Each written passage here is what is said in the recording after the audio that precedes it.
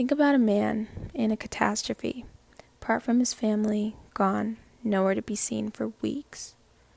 From This American High School, it's Serial, one story told week by week. I'm Catherine Welch.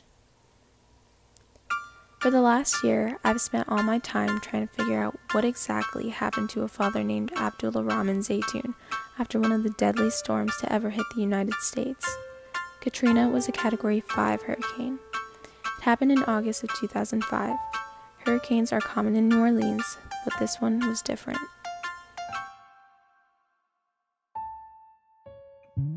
We knew it was going to be bad, but he wouldn't leave. Zeitoun wanted to stay and protect our business. That's Kathy, Zeitoun's wife and the mother of their 4 children. I should mention that Zeitoun and his wife run a contracting business. Throughout New Orleans, they paint and work on homes. So can you tell us what happened before the storm? It was all over the news. There was chaos in the city. I packed a car to go to my mother's house in Baton Rouge. He refused to come. I knew I married a bull-headed man, a sometimes ridiculously stubborn man. He could be exasperating in his sense of destiny, but he was always like that, putting everyone else before him. What happened in the following weeks was a result of the decision to stay. It's hard for me to swallow that all of this could have been avoided if he had just left. I begged my brother to leave, but he wouldn't. Were you able to talk to your brother? Yes. He would call me from one of his properties. That was Ahmad, Zeitoun's brother. I asked Zeitoun what happened that first night. After they left, I finished securing my clients' properties. Then I went home to work on my own house. I tried to move everything of value to the second floor. All the books, pictures, everything I could carry went upstairs. But this has happened before. So many times, he said. These types of storms always raged across Florida, wreaking havoc, then undying somewhere over land or in the Gulf, so Zeitoun never expected anything to actually happen. What happened in the morning? I was woken up by the sound of water rushing into my yard and house. I soon learned it was because of the levees broke. All the streets were flooded with water. Couldn't get around on foot, so I had to use a canoe. Zeitoun would use his canoe to find people in trouble and get them the help they needed. I was going around checking to see who stayed behind. Most were elderly, which made it a little difficult. I felt needed once I was able to help out that first day of the flood. At the time, Zeitoun thought he was serving God. This was his calling. This was why he refused to leave the city, even when Mayor Najin of New Orleans called for a mandatory evacuation. It should be noted that Zeitoun is a Muslim man who came to the U.S. from Syria in his early 20s. You may be wondering why this is relevant, but we'll get to that later. We'd call each other at noon every day from one of our properties down on Claiborne. It was so nice to hear his voice. He would tell me about what happened in his day. These calls were what was getting me through our time apart. Then, something changed. The call stopped on September 6th. It was a Tuesday. He didn't answer one day. I knew something was wrong. That was Kathy again. You should know that during this hurricane, the media had covered a lot regarding theft, violence, and death, so it's quite reasonable that Kathy's mind headed to a really dark place. It was agony for her. I asked Ahmad what it was like for him, and this is what he had to say. Kathy had called me very upset after she hadn't heard from him. I started to fear the worst. From Spain, I saw on the news how mad it was. I did some research to see what Kathy and the rest of Zeitoun's family were seeing. It was frightening, to say the least. Mayor Ray Nagin is ordering police officers to abandon their search and rescue missions. Instead, he wants them on the streets to stop looters. 1,500 officers are being reassigned to try to keep the streets safe. Nagin says that looters are getting more aggressive and approaching highly populated areas. All communication was cut off. No one knew what was happening, and they felt helpless. I found an email that Ahmad sent to a Katrina relief organization. It read, "Dear Sires, many thanks for your answering. Kindly please do your best to give us any good news about him. He's my brother. He remained at home without a phone, but he has a small boat and he went daily to 5010 South Claiborne Ave. Last calling was on September 6th. After that till now, no calls, no news." Hours turned into days, days into weeks. Seemingly, Zeitoun was gone. But to get the whole story, we have to go back to the start, September 6th.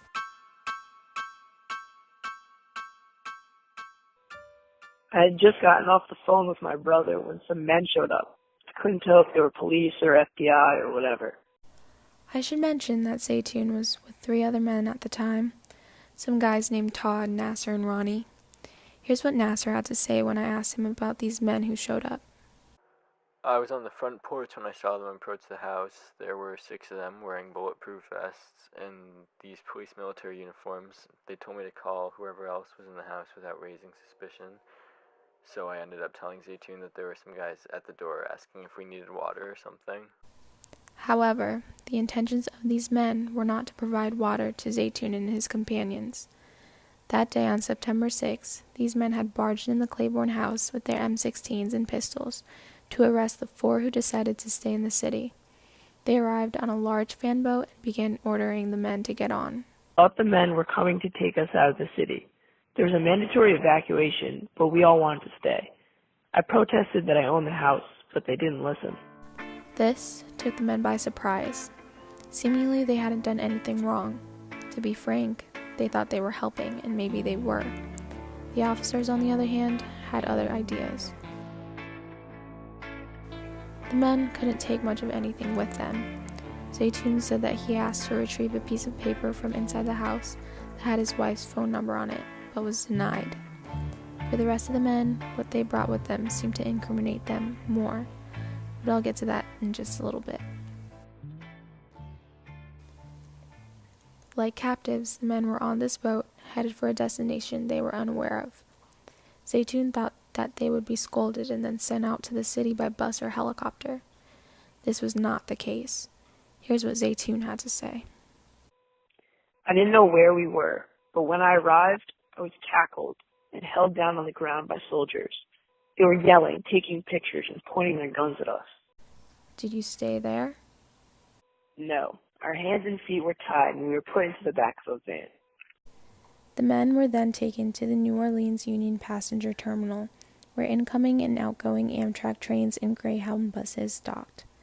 This was no longer a train or bus station. It was now more of a military base.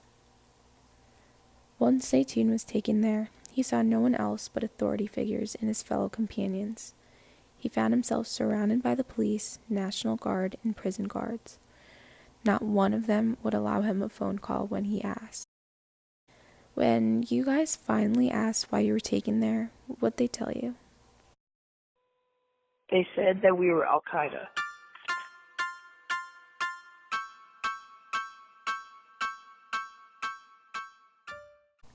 Shocking, right? I'm sure you recall me saying how Zeitoun was a Muslim and how I had explained the relevance of it. The storm had hit nearly 4 years after 9/11. Zeitoun had never experienced any problems with the authorities regarding profiling until September 6, 2005. I should also mention that the 2 other men weren't Muslim. Only Zeitoun and Nasser were. Why were they still all being held and contained for questioning? Well, the following information is what I've been having trouble with. This is how the state could argue that they hadn't even been racial profiling in the first place. Zeitoun said,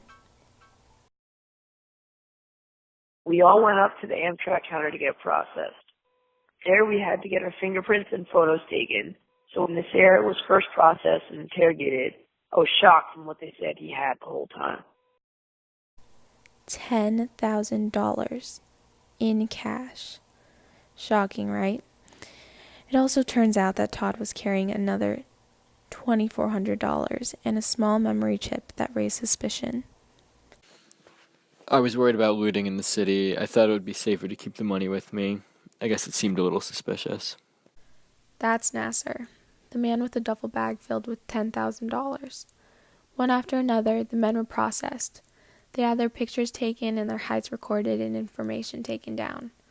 Something that still haunts Zeitoun is when he was searched. I'll leave out the gruesome details, but he told me they forced him to take off all his clothes while they searched him.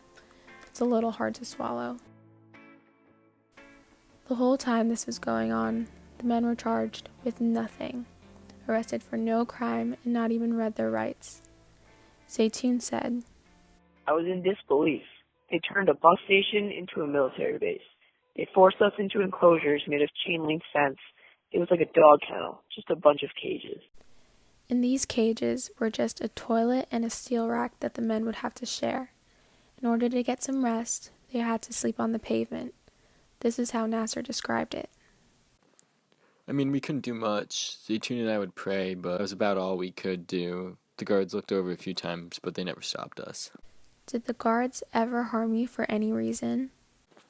Not us. There was one man who they sprayed with pepper spray. Wait, pepper spray? Yes. Also, that means you're saying there were other people there, correct? Yes. Then Nasser goes on to tell me how the next day after processing, September 7th, he saw buses arrive at the terminal and unload about 30 prisoners, all grouped up and put into cages just like him and Zeitoun. They were being treated like dogs, punished and yelled at for stepping out of line. September 9th, this was the day Zeitoun, Nasser, and the others were being moved to another facility. They pushed us to some old-looking school buses. We were brought to the Lane Hunt Correctional Center. We had to remove all our clothes, and they gave us orange jumpsuits. Meanwhile, we were still refused a phone call. Zeitoun would ask if he could make a call to Kathy every time he saw a guard. They would essentially say the same thing until one guard said, "Not my problem, you're not our prisoner." He then started to notice other guards say similar things like, "You're FEMA's problem." Federal Emergency Management Agency, better known as FEMA. FEMA mainly helps out after a larger scale disasters like hurricanes, so why exactly was FEMA paying to keep Zeitoun and Nasser locked up?